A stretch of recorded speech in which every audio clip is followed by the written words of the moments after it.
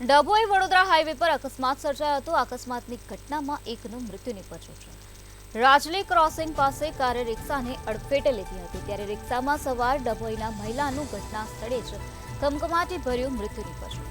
રિક્ષામાં સવાર અન્ય 4 લોકોને ઈજા પહોંચી છે। ઈજાગ્રસ્તોને સારવાર અર્થે હોસ્પિટલમાં ખસેડવામાં આવ્યા છે। ડભોઈ પોલીસ ઘટના સ્થળે પહોંચી હતી અને કાર્યવાહી હાથ ધરી હતી, ત્યારે મૃતક મહિલાના મૃતદેહને પીએમ અર્થે ખસેડવામાં આવ્યા છે। તો મહિલાના મૃતદેહને પોસ્ટમોર્ટમ અર્થે ખસેડવામાં આવ્યો છે। હાલ આ સમગ્ર મામલામાં પોલીસ દ્વારા વધુ તપાસ હાથ ધરવામાં આવી